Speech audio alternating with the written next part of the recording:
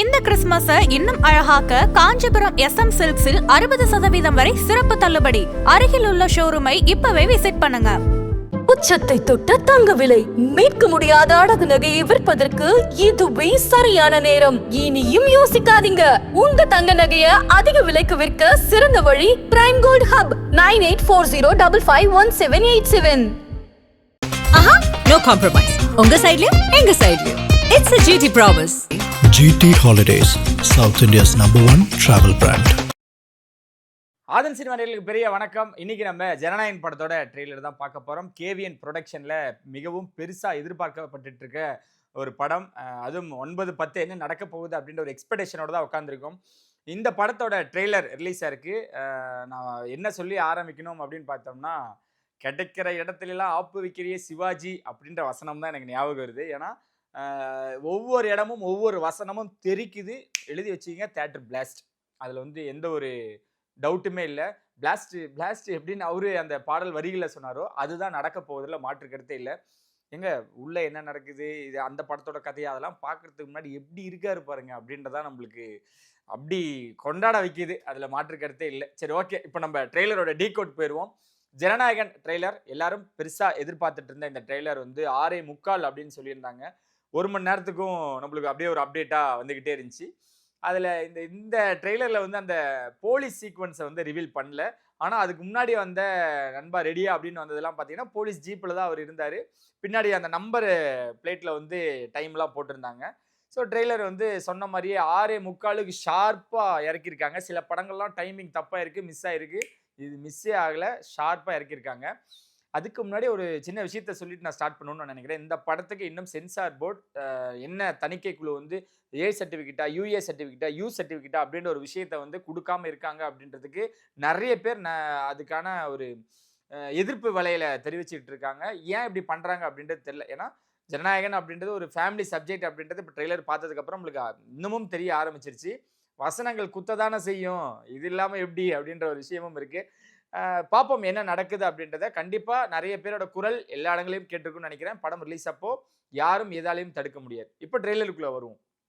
Trailer ஓப்பனிங்கே ரொம்ப அழகா இருக்கு.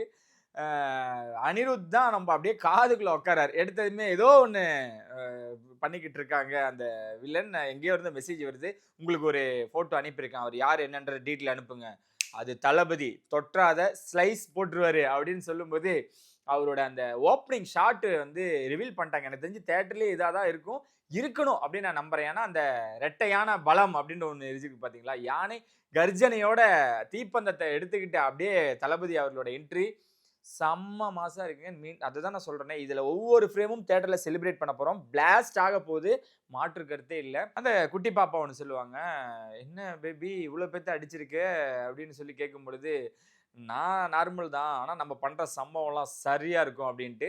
ஏன்னா இதுக்கு முன்னாடி ஒன்று சொல்லுவாங்க, அவரோட என்ட்ரிலே சொல்லுவாங்க, ஏய் அவன் சம்பவம் பண்ணுறவங்களடா, சம்பவத்தில் ரெக்கார்ட் பண்ணுறவன் அப்படின்ற ஒரு விஷயம் தான். நம்ம டீமில் பேசிட்டு இருக்கும்போது ஜெயில் செட்டப்பில் ஒரு ஃபைட் சீக்வன்ஸ் இருக்குது, ஜெயிலில் வந்து பகவத் கேசரி அப்படிலாம் சொன்னாங்க. மீண்டும் சொல்கிறேன், பகவத் கேசரின்னு தூக்கிட்டு வரவங்களுக்குலாம் நீ எவ்வளோ வேணால் தூக்கி பிடி, அது வேற இது வேற. அங்கே ஒக்கடு வேற, இங்கே கில்லி வேற, இங்கே பத்ரி வேற, அங்கே வேற. நீங்கள் எத்தனை படத்தை கம்பேர் பண்ணாலும், உள்ளே வெளியே போட்டு பார்த்துட்டாலும், அங்கே இருக்கிற படத்தை நாங்கள் ரீமேக் பண்ணியிருக்கோன்னா நாங்கள் தான் ஹிட்டு, வசூலியும் நாங்கள் தான் ஹிட்டு, அந்த அந்த கேரக்டராகவும் நாங்கள் தான் ஹிட்டு, படமாகவும் நாங்கள் தான் ஹிட்டு, வா பண்ணையை வச்சுப்போம் அப்படின்ற மாதிரி தான் சொல்லணும். அதுக்கு ஈக்குவலாக தான் இந்த படத்தை செதுக்கியிருக்காங்க. எஸ், பகவத் கேசரி தான், அதில் மாற்று கருத்தை இல்லைன்னா நாங்கள் ஏற்றுக்கிறோம், ஒன்றும் பிரச்சனையே இல்லை. ஆனால் அங்கே இருக்கக்கூடிய விஷயங்கள் இங்கே இருக்காது. அது அப்படியே செதுக்கப்பட்டுச்சு அப்படின்றத நான் சொல்லிடுறேன். இன்னொன்று, அந்த குழந்தைய வந்து அந்த விஜய்ன்ற பொண்ணு வந்து கடத்தி வச்சிருப்பாங்க. அவரு கூட வருவார், என் பொண்ணை தொட சொன்னது எவன்டா அப்படின்னு விஜய் அவர்கள் வருவாங்கல்ல, அதெல்லாம் கிட்டத்தட்ட அங்கே இருக்கிற மாதிரி தான் இருக்குது அப்படின்னாங்க. நான் தான் சொல்கிறேனே, அங்கே பண்ணட்டும், அங்கே அந்த கதை தானே கூட வச்சுக்கோங்க.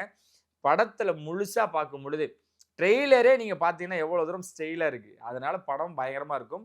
இந்த தூக்கிட்டு வரவங்களை அப்படியே கொஞ்சம் ஓர வச்சிருவோம். நம்ம வினோத் சார் சொன்ன மாதிரி தான், அப்படி எப்படி இருக்குன்னு சொல்லிட்டு உள்ளே வந்துட வேணாம் அப்படின்றதுக்கு ட்ரெய்லர் ஒரு சமர்ப்பணம்.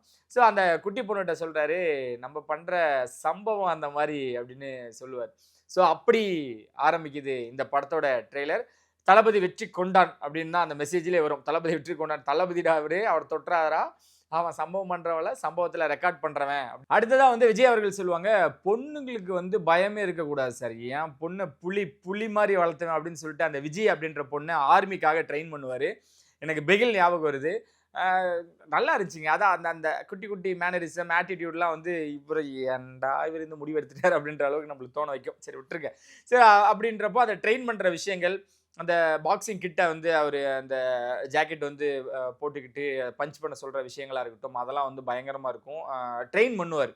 அதுக்கு அந்த பொண்ணு சொல்ல, எனக்கு ஆர்மிலாம் வேணாம், பாருங்க கை எவ்வளோ நடுங்குது அப்படின்னு சொல்லும் பொழுது, அப்போ அங்கிருந்து ஆரம்பிக்குதுங்க வேற லெவல்ல ஒரு டேர்னிங் தான். என் பொண்ணை தொட சொன்னது யாரா அப்படின்னு விஜய் அவர்கள் கேட்க, அந்த ஃபைட் சீக்வன்ஸ் அங்கே தான். அதை தான் எல்லாரும் கம்பேர் பண்ணி போட்டுட்டு இருக்காங்க. பாருங்க என்ட்ரி அப்படிதான் இருக்கும், இப்படிதான் இருக்குன்னு. மீண்டும் சொல்றேன், அது வேற இது வேற. ஸோ அப்போ வந்து அந்த ஃபைட் சீக்வன்ஸ் ரொம்ப அழகா இருந்துச்சு. அப்போ கேட்கும்போது கம் லெட்ஸ் பிளே அப்படின்னு வில்லன் சொல்லுவாரு. அதுக்கப்புறம் ஒவ்வொரு கேரக்டர் ரிவீல் நடக்கும். அங்கே நரேன் இருப்பாரு, பிரியாமணி இருப்பாங்க, இந்த பக்கம் பூஜா ஹெக்தே இருப்பாங்க, நாசர் இருப்பாங்க. ஒவ்வொரு கேரக்டரும் அங்கே ரிவீல் நடந்துகிட்டே இருக்கு.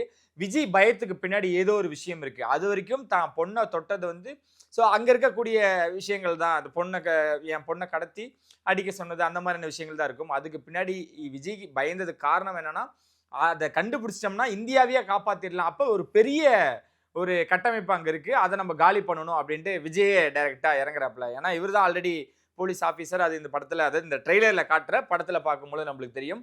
ஸோ அதை கண்டுபிடிக்கிறதுக்காக அவரோட பயணம் ஸ்டார்ட் ஆகுது. மக்களுக்கு நல்லது பண்ணுறேன்னு இதுக்குள்ளார வந்துடாத, உன் உயிரை காப்பாற்றிட்டு ஓடி போயிடு அப்படின்னு அங்கேருந்து மிரட்டல் தோணியில் கொடுக்க, விஜய் அவர்களுக்கு இதெல்லாம் அங்கிருந்தா அரசியல் ஸ்டார்ட் ஆகுதுங்க. இது நேரம் வரைக்கும் தான் மகளுக்காக நின்னவர் வந்து இப்போ மக்களுக்காக நிற்கக்கூடிய ஒரு தருணம் அங்கிருந்து ஸ்டார்ட் ஆகுது. அங்கிருந்தா ராவண மகவண்டா அப்படின்ற அந்த தீமோட அந்த என்ட்ரி, அந்த கன் ஷூட்லாம் பீஸ்ட் நம்மளுக்கு விஷுவலாக வருது. ரொம்ப அழகாகவும், நான் மீண்டும் சொல்கிறேன், அவ்வளோ ஸ்டைலாக இருந்தார். நீங்கள் ஃப்ரேம் பை ஃப்ரேம் கேட்டால் அதான் சொல்லுவோம்.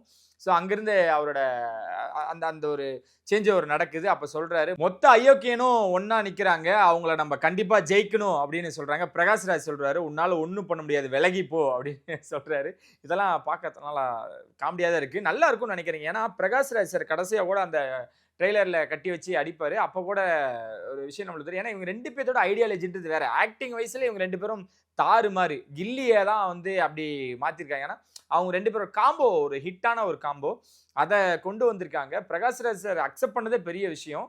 ரெண்டு பேரும் ஐடியாலஜி வேற, சாட்டை வச்சு வெளுக்கிற மாதிரி வேற, தள்ளிப்போ அப்படின்னு சொல்றாரு. ஆனால் அதுக்கு அடுத்த ஒரு டைலாக் வரும், மொத்த ஊரே அவனை வச்சு கொண்டாடுது அப்படின்னு ஒரு விஷயம் வரும் பொழுது, அப்போ தெரிஞ்சுக்கங்க எப்படி செலிப்ரேஷன் இருக்குது அப்படின்றத. அப்போதான் அந்த தளபதி கச்சேரியில் தளபதி அப்படி நின்று வர்றாரு, அவரோட என்ட்ரி, அந்த ஒரு என்ட்ரி அங்கே உள்ள வச்சிருப்பாங்க. ஸோ இது எல்லாமே அடுத்து அடுத்து அடுத்து அடுத்து அடுத்து செம்மையாக வச்சுருக்காங்க. அதுவும் அந்த ஐ எம் வெயிட்டிங் அப்படின்ற ஒரு டைலாக் தான். அதை நம்ம இங்கே பார்க்க போகிறோமா அப்படின்னா அங்கே இல்லை. அங்கே ஒரு சின்ன ஒரு ட்விஸ்ட்டு, ஐ எம் கம்மிங் அப்படின்ட்டு. இனி எல்லாத்தோட ஹேஷ்டேக்குமே ஐ எம் கம்மிங் அப்படின்றது தான் இருக்க போகுது. மாற்று கருத்தே இல்லை. தளபதி வெற்றி கொண்டாடினா நம்ம கொண்டாட போகிறோம். கடைசியாக சாட்டை எடுத்து வெளுக்கிறாரு. எதுக்கு அப்படின்னா, அரசியலுக்கு வந்து நல்லது பண்ணுங்க வாங்கடானா, நீங்கள் வந்து கொலை பண்ணுறதுக்கும் கொள்ளையடிக்கும் தான் வருவீங்களா அப்படின்னு சொல்லிட்டு அந்த சாட்டையை வச்சு வெளுக்கிறதா இருக்கட்டும். இங்கே தான் ஒரு, அதான் சொல்கிறேனே, அந்த பொண்ணுக்காக போராடினது போய் இப்போ நாட்டுக்காக போராட வரும்பொழுதுலேருந்து அந்த அரசியல் தொடங்கிடுது. வினோத் அவர்கள் அவருக்கு மனசுக்குள்ள வச்சிருந்த இவ்வளோ குமுறலும் அந்த படத்தில் வச்சிருக்காரு அப்படின்றல மாற்று கருத்தே இல்லை, விஜயோட ஐடியாலஜியோட ஆட் பண்ணி. ஸோ இதுதாங்க ட்ரெய்லரில் அமைஞ்சிருக்கு. விஷுவல்ஸ் ரொம்ப அழகாக இருக்குது. எடிட்டிங் கரெக்டாக கட் பண்ணியிருக்காங்க. இந்த ராவண மவண்டான்னு வரும்பொழுதெல்லாம் எனக்கே ரொம்ப அழகாக இருந்துச்சு. அந்த அந்த இந்த ட்ரெய்லர் கட்டே ரொம்ப அழகாக கட் பண்ணியிருந்தாங்க. ஸோ இசை அனிருத் சொல்லவே வேணாம், அணி நின்று விளையாண்டுருக்காப்புல. என்னோட அண்ணனுக்கு கடைசி படம்ன்றனால நான் பார்த்துக்கிறேன் அப்படின்ற மாதிரி நின்று சூப்பராக செதுக்கி எடுத்திருக்காரு இந்த ட்ரெய்லரை. ஸோ அவ்வளோ அழகாக வந்திருக்குன்னே சொல்லலாம். சின்ன சின்ன கேமியோஸ் எல்லாம் ரொம்ப அழகாக இருக்குது. இன்னும் சொல்லணும்னா தாவேக்கள் இருக்கக்கூடியவங்களா புஷ்யானந்த் அவர்களும் இதில் ஒரு கதாபாத்திரம் பண்ணியிருக்கிறதா நிறைய தகவல் வருது. அது இங்கே ரிவீல் பண்ணல, ஆனால் உள்ளே இருக்குது. நிறைய நிர்வாகிகளும் உள்ளே அவங்களோட ப்ரெசன்ஸும் இருக்குது அப்படின்ட்டு இருக்காங்க. ஸோ ஓவராலாகவே எனக்கு ரொம்ப பிடிச்சிருக்கு. கலர்ஃபுல்லாக இருக்குது. இந்த அந்த அந்த வசனங்கள் அழகாக இருக்குது. சீன் பை சீன் உங்களுக்கு வந்து எங்கேயுமே போர் அடிச்சிடாதுன்ற மாற்று கருத்தே இல்லைங்க. நடுவில் அந்த ஃபேமிலி சப்ஜெக்ட் வரும்போதுலாம் இன்னும் நம்ம வந்து பயங்கரமாக கொண்டாட போகிறோம். இந்த கடைசியாக ட்ரெய்லரில் வந்து ஒரு ரோபோட் வந்து ஒரு ஃபைட் பண்ணுற சீக்வன்ஸ் வச்சுருப்பாங்க. நம்ம டீம் வரும்போதெல்லாம் கூட ஒரு சிலர் சொல்லிட்டு இருந்தாங்க, இதை தவிர்த்துருக்கலாமோ அப்படின்ட்டு. மீண்டும் சொல்கிறேன், இது பீஸ்ட் மாதிரி ஆகாது. அது அந்த டவுட்டில் உள்ளே வந்துடாதீங்க. இது ஏன் அப்படின்றத படம் பார்க்கும் பொழுது தெரியும். இதை ஏற்றுக்கிற மாதிரி தான் விஷயங்கள் இருக்கும். கடைசி படம்ன்றனால வினோத்தும் அந்த தப்பு பண்ண மாட்டாரு.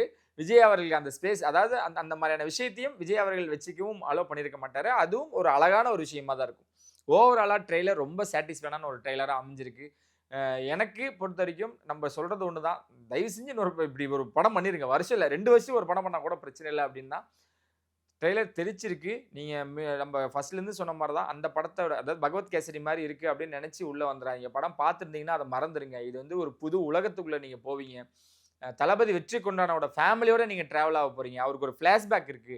அத வரும்பொழுதெல்லாம் நம்மளுக்கு தெறி படத்துல எப்படி அங்க ஒரு ஃபிளாஷ்பேக் சீன்ஸ் இருந்துச்சோ, அத விட இது தெறிக்கும் அப்படின்றதுல மாற்று கருத்தே இல்ல. இது பெரிய ஒரு நம்பர வசூல் பண்ண போது, நின்னு விளையாட போது. தளபதி வெற்றி கொண்டான் கண்டிப்பா வெற்றியோட தான் முடிப்பார்ன்றது மாற்று கருத்தே இல்ல.